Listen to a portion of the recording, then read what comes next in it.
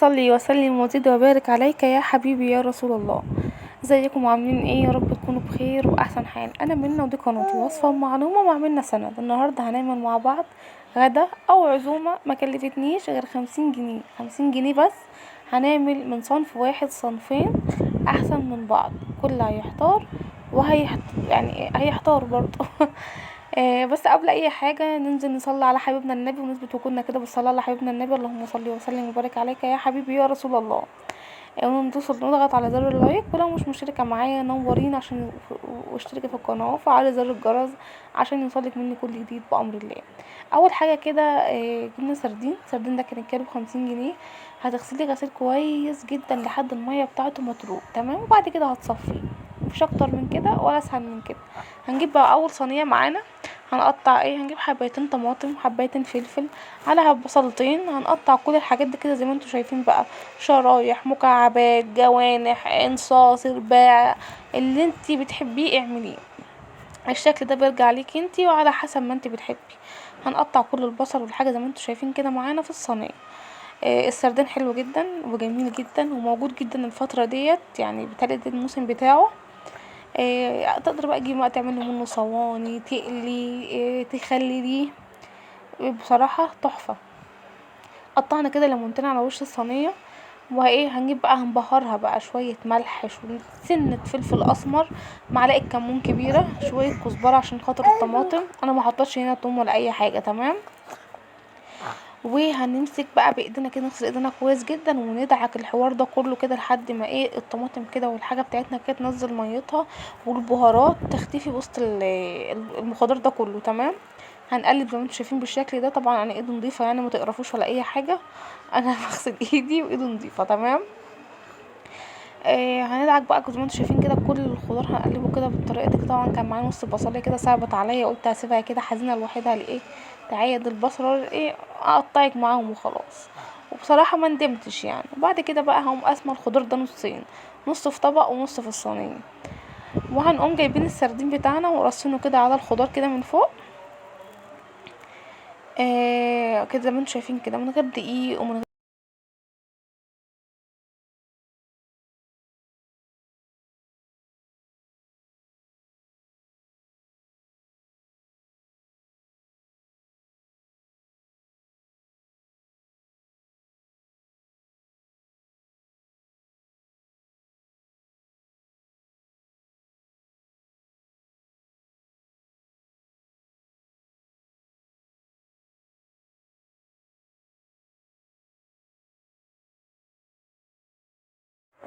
غير دقيق ولا اي حاجه خالص تمام. هنحط كده شويه، هنقسم بقى الصينيه.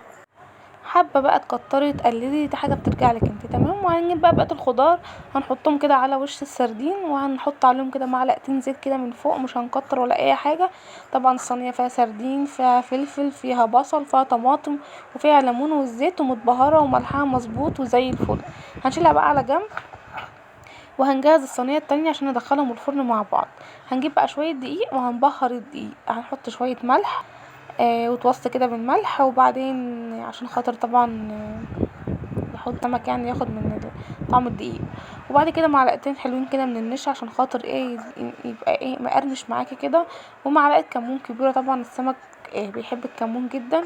ومعلقه كركم صغيره عشان اللون الاصفر الحلو بتاع السردين تمام. هنقلب كل الكلام ده كده. وبعد كده هنجيب صينيه ندهنها زيت. صينيه بتكون بتدخل الفرن ندهنها كده شويه زيت بالفرشه كده، بس شويه زيت حلوين يعني، مش تمسحيها كده، حاجه خفيفه زي ما انا عملت كده تمام. وبعد كده هنقلب السمك في الدقيق. وبعد الصينيه بطريقه عشوائيه بقى، حابه ترصها ترص بالورقه والقلم، حابه توقفوهم زي العساكر، حابه تنهميهم، حابه تلخبطيهم، ده حاجه بترجع ليكي برضو، الشكل ده بيرجع ليكي. بس الاحسن انك ترصيهم واحده جنب واحده تمام. هنقلب بقى سمك السردين ده كده في الدقيق كويس جدا. وبعد كده هنرصه في الصينيه زي ما انتوا شايفين كده. هنعمل لوحه فنيه. وعلى فكره شايفاكي اللي ما ضغطتيش على اللايك لحد دلوقتي، حطوا اللايك وما تنسيش اللايك يا جماعه، حطوا اللايك. ولو لسه اول مره تشوفيني متبخليش عليا بالاشتراك كده عشان يوصلك منه كل جديد ونفيد كده بعض ونستفيد. وان شاء الله تستفيدوا باذن الله. بس كده بقى هنرص السمك كله. السردين اكلة خفيفة وسريعة، مبتاخدش اكتر من 10 دقايق في الفرن بتحدي، يعني من 10 لربع ساعة، مش اكتر من كده. ولو بتقليها على البوتاجاز طبعا مش ده اللي بيتقلى على النار، الاكبر من كده. تمام. بعد كده بقى هنجيب بقى شويه زيت كده اللي باقيين معانا كده، هندهن بقى السمك من فوق كده بشويه زيت زي ما انتم شايفين كده، لحد الدقيق ده ما يختفي معانا خالص. تمام. شكلها بصوا هيبقى عايز يتاكل كده من قبل ما تدخليها الفرن. تمام. وبعد كده بقى هنجيب شريحتين ليمون كده هنقطعهم على الوش زي ما انتم شايفين كده. وده كان شكلها معانا، قبل ما ندخلها الفرن. اصبح معانا صنفين من صنف واحد. الصينيه لوحدها يعني تعمل لها بتاع 70-80 جنيه. عملنا صينيه بالخضار بالليمون والزيت. وبعد كده هندخلهم الفرن، هنشغل من تحت ومن فوق مع بعض. تمام. هنسيبهم 10 دقايق وبعد كده نبص عليهم. خلال 10 دقايق دول بقى جينا هنحضر مع بعض السلطه. عملنا فلفل وخيار وبصل وطماطم. انا بحب في سلطه السمك عامه البصل. تمام. هنحط بصل، هنقطع بقى الطماطم مكعبات ونعمل بقى الصلصه زي ما انت بتحبيها بقى. في ناس بتحبها القطعه بتبقى كبيره شويه، وفي ناس بتحبها صغيره، فالاكل اذواق يا جماعه وزي ما بتحبوا. تمام. هنخلص كل الكلام ده كله. بس بس بس بس وهنقطع بقى الخيار والفلفل والكلام ده كله ان شاء الله كده مع بعض. طبق سلطه عادي جدا. قولولي بقى انت بتحبوا السردين صواني، ولا بتقلوه على البوتاجاز، ولا بتعملوه زي ما انا عملته كده في الخضار؟ قولولي، شاركوني كده وعرفوني انتوا بتحبوه بأنهي طريقه. تمام. حتى ريان بيقول لكم قولولي انتوا بتحبوا الطريقه انهي يعني. فخلاص بس كده بقى هنحط شويه خل على السلطه وشويه كمون شويه كزبره وسنه من الفلفل الاسمر وشويه خل كده، وعليهم كوبايه ميه كبيره.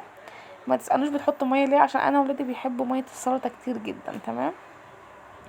بحط لها كده كوبايه ميه. وهنا بقى كنت شويه بتنجان على البوتاجاز، حطيتها كده على العين وقلبتها يمين وشمال لحد ما استوت معانا. هنيجي بقى نعمل التتبيله او التحديقه او التمليحه بتاعه السردين اللي هو الصينيه بعد ما يطلع من الفرن. وهناخد منه كده معلقه للبتنجان. تمام. هنجيب كده المطحنه وهنحط فيها قرن فلفل وفصين من الثوم وشويه ملح وشويه كمون. الكمون النهارده عامل اساسي في الفيديو في الحلقه بتاع النهارده. وبعد كده هنطحنه. وبعد كده بقى هنجيب البتنجانه هنقشرها عشان خاطر نتبلها. انا بقطع كده الجزء اللي عند الراس وافتحها نصين. طبعا كانت سخنه نار. بجيب بقى معلقه وببدا اشيل بقى كل البتنجانه نفسها من جوه بقى بعيد عن القشره. تمام. زي ما انتوا شايفين كده كانت سخنه جدا والله. بس هو لازم تقشريه وهو سخن. لو برد جيت تقطعيه هتلاقيه جلده وطعمه بقى وحش جدا ولا ليه ريحه اللازمه. بعد كده بقى هنقوله في طبق. وبعد كده اجي هاخد معلقتين من شويه الثوم والملح كده اللي انا عملتهم، وهحط رشه زيت ورشه خل، وهعصر عليها ليمونه وهقلبه كويس جدا بالشوكه. الخل بيفضل محافظ على لون البتنجان ويفضل لونه ابيض لفتره طويله يعني. تمام. تمام. تمام. بس هنا بقى خلاص كان عدى 10 دقايق وكنت انا جهزت التمليحه بقى. حطيت عليها شويه ميه كده وصينيه السردين طلعت من الفرن. شكلها زي ما انتوا شايفين كان شكلها لوحده بيتكلم، والتانية طلعت ما شاء الله كانت جميله وعامله صوص حلو قوي جدا من الخضار. هنجيب بقى التمليحه وهننزل بيها على السردين. طبعا بيبقى طالع ناشف فانت لازم تحط التتبيله ده على طول عشان يفصل من الصينيه. تمام. وفي تركه تانية بقى، ممكن بعد ما تحط التحديقه ده على طول تدخليه الفرن تاني دقيقتين. تمام. بتديكي نتيجه ولا اروع. بس انا ما عملتش كده الصراحه المره دي. بس يا ولد. وبعد كده هنديله بقى عصرتين ليمون وهنسيبه شويه قبل ما نقدم معاكم الاكل. وكده بيكونوا خلصوا. سهله سريعه بسيطه. تقدري بقى لو انت عامله عزومه كبيره او عندك عزومه او حاجه تقدر تزودي على الصينيتين دول نوع واحد من السمك، لا مشوي لا اما مشوي، ما ينفعش غير كده، هو مشوي. كيلو سمك مشوي جنب الصينيتين دول وادعيلي بجد والله. عصرنا ليمونتين والسمك ما شاء الله كان مستوي زي الفل زي ما انتوا شايفين.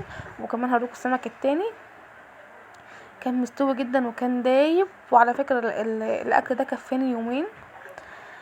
آه بس انا حبيت اغير كده واجدد عشان مش كل مره اعمل لهم صنف واحد يعني، فقلت اما اعمل اتنين في يوم واحد ونستفيد منهم تاني يوم يعني، عشان ما اطبخش تاني يوم وكده. فبس كده خلاص. الصوص بتاعه زي التحفه بقى، تقدر تاكليه مع تستغنى عنه عادي زي ما انت بتحبي يعني. انا بقى مصممه اوريكم اقلب زيت وليمون ده في الصينيه. بص انت هتحطيه في بقك كده، مش هتشيلي بس غير الراس، مفيش فيه اي حاجه دايب دوب، حتى العضميه بتاعته مش هتحسي بيها. انما التاني ده برضو هنقشره، بيبقى يعني سيب نفسه من نفسه كده ما شاء الله، كان زي الفل. وهنا خلاص كنت خلصت بقى، قدمت معاكم الصينيتين وهنقدم الغدا مع بعض ان شاء الله. وهنشوف عملنا جنبه ايه. 50 جنيه عملنا صينيتين يقفوا ب150 جنيه. وهنا كنت انا خلاص قدمت معاه شويه رز، عملت رز ابيض وعملت بصل مخلل، وكان عندي فلفل مقلي حطيته، وعملت السلطه. وده كان شكله بعد ما خلص، جمال وحلاوه. ما شاء الله. بألف هنا للي كل واللي داق واللي شاف. واتمنى تجربوه وتقولوا لي رايكم فيه ايه. واتمنى برضو تعرفوا انتوا بتحبوه بانهي طريقه بالظبط. ده كان المقلي وده كان الصينيه، لا مقلي في الفرن يعني. وهنا بفلفل والبصل. وما شاء الله عملنا عزومه بأبسط التكاليف وبأبسط حاجة جدا. تقدري تعملي صنف واحد في يوم واحد، تقدري تعملي كل نوع مرة لوحده، تقدري تعملي الاتنين مع بعض، تقدري تعمليهم في عزومة وتزودي عليهم كيلو سمك. تقدري تعملي رز حبة وحبة، رز بشعرية، رز أبيض، سلطة، بتنجان. بس ما شاء الله. ربنا يجعله عامر ويجعلها دايما يا رب، ويجعل بيوتنا معانا بالخير. اشوفكم ان شاء الله في فيديو جديد، ومع السلامة.